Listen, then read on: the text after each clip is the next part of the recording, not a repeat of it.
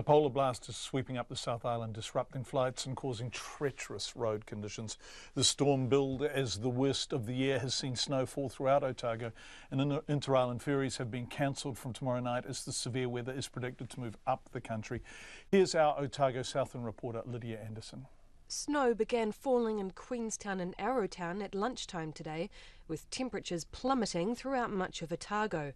Flights were cancelled at Queenstown Airport, but ski fields like Cardrona have been revelling in a fresh dusting on the slopes.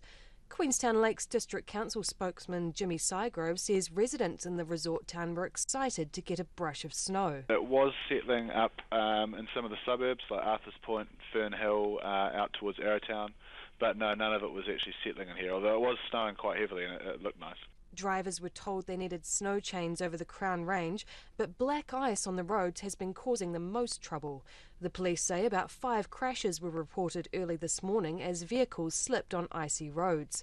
A transport agency spokesman, John Jarvis, says school holiday travellers should heed the road warnings. People need to be using a bit of common sense and planning their trips, and if in doubt, especially if they're heading inland on a long journey, because of the school holidays or whatever, probably leave it until 10 o'clock in the morning before you make your decision to go, and try not to travel, say, beyond 2:30, 3 o'clock in the afternoon. The cold front is predicted to bring snow to Fiordland, Canterbury and Marlborough as it moves across the South Island.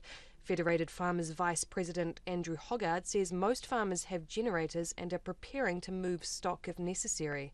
He says it's often hard to get a full picture of how badly farmers are affected until after wild weather passes. Communications are the sort of first thing that go, and it's pretty hard to find out from people, if roads are out and telecommunications are out. You don't know what people need and they can't tell you what they need. Embattled Otago electricity company Aurora Energy has cancelled all planned power outages today and tomorrow as the temperatures plummeted. It had planned to cut power to more than 2,000 customers in Dunedin and Central Otago so it could replace failing power poles. Met Service forecaster Karen Doolan says gale force winds are expected in the upper South Island and lower North Island tomorrow, and people should expect the cold weather to hang around for a few days. This low is going to continue to feed moisture into especially northern parts of the South Island and the east coast of the North Island, so Wairarapa, Hawke's Bay, Gisborne, and the low will eventually move north through kind of towards the end of Thursday and into Friday, and eventually things should fine up relatively well for the weekend. Inter-Islander ferry sailings have been cancelled from tomorrow night due to predicted swells of up to 7 metres in the Cook Strait. However, the weather hasn't disrupted Emirates Team New Zealand's homecoming victory parade schedule.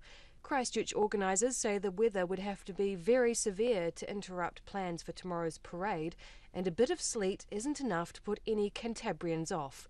In Dunedin for Checkpoint, Lydia Anderson.